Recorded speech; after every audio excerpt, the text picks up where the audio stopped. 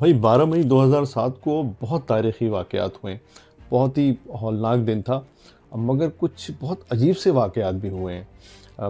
جو لوگوں کو قتل کیا گیا، راستے بند کیے گئے، یہ سب کچھ رپورٹ ہوتا رہا، مگر اس کے ساتھ کچھ دلچسپ واقعات بھی ہیں۔ مطلب ہائی کورٹ کو گھیرے میں لے رکھا تھا شرپسند عناصر نے، لوگ آ نہیں سکتے تھے، وکلاء اندر محصور تھے جو پہنچ گئے تھے، اور جو باہر تھے وہ پہنچ نہیں پا رہے تھے۔ مگر ایک سوال ہے کہ ہائی کورٹ کے ججز کہاں تھے؟ ہائی کورٹ کے ججز کو بھی تو پہنچنا تھا 12 مئی کو۔ اس میں کئی قصے ہیں، کئی ججز کو مشکلات کا سامنا کرنا پڑا، کس طرح رکاوٹیں جو ساؤتھ کے علاقے میں، مطلب جو ڈی ایچ اے وغیرہ میں ججز رہتے تھے وہ کسی نہ کسی طرح پہنچنے میں کامیاب ہوئے، مگر ہائی کورٹ میں داخل ہونے کے لیے بھی آپ اندازہ کریں کہ اعلیٰ عدلیہ کے ججز کو کون سے راستے اختیار کرنے پڑے۔ کچھ ججز نے دیوار پھلانگ کے ہائی کورٹ میں داخل ہونے کی جو ہے وہ پریکٹس کی، مطلب ان کو دیوار پھلانگنی پڑی۔ آپ اندازہ کریں کہ ریاستی رٹ کس حد تک چیلنج ہو چکی تھی کہ اعلیٰ عدلیہ کے ججز کو دیوار پھلانگنی پڑی۔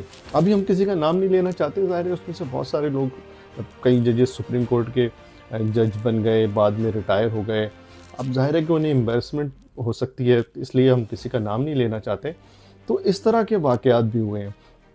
ایک جج صاحب جو کراچی کے ضلع وسطی میں رہتے تھے اور وہ پاک کالونی کے راستے میں، ظاہر ہے وہ مختلف جگہوں پر رکاوٹیں تھیں، تو کسی طرح جب وہ پاک کالونی کے قریب پہنچے، پاک کالونی جو لوگ کراچی سے واقف ہیں یا جو کراچی میں رہتے ہیں انہیں پتہ ہے کہ وہ پاک کالونی کیسا علاقہ ہے اور کہاں سے راستہ وہاں سے گزرتا ہے۔ خیر وہ جج صاحب وہاں پہنچے، ان کے ساتھ ڈرائیور بھی تھا، ان کا گن مین بھی تھا، تو لڑکوں نے روکا، ظاہر ہے وہ لڑکے تھے کون تھے، اور وہی روک رہے تھے سب کو جنہوں نے راستے بند کیے ہوئے تھے۔ اچھا بہرحال وہ جب ان کو روکا گیا تو ان کے گن مین نے بتایا بھائی کہ یہ ہائی کورٹ کے جج ہیں، ان کو جانے تھے، ہائی کورٹ جا رہے ہیں۔ تو لڑکے کچھ کنفیوز ہوئے۔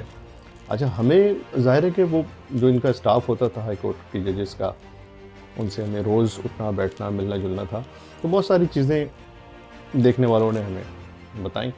تو خیر ان کے گن مین نے ان کو بتایا لڑکوں کو، تو اب لڑکے پریشان کے کنفیوز ہوئے کہ یار اس ہائی کورٹ کے جج کے حوالے سے کوئی ہمارے پاس انسٹرکشن تو نہیں ہے، تو ہمیں تو صرف یہی بتایا گیا تھا کہ راستے بند کرنے۔ بہرحال ان میں سے ایک صاحب نے فون کیا بڑے بھائی کو، بھائی یہ خود کو ہائی کورٹ کا جج کہہ رہی ہے۔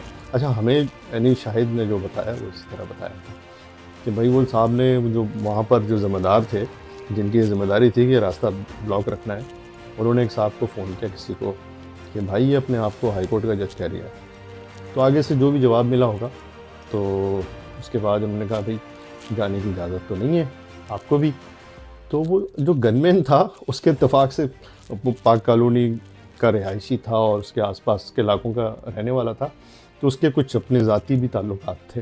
اب آپ اندازہ کریں کہ ہائی کورٹ کا جج ہے تو اس کو اجازت نہیں مل رہی، مگر وہ جو گن مین تھا اس نے اپنے تعلقات استعمال کیے، تو بہرحال اس نے پرمیشن لی۔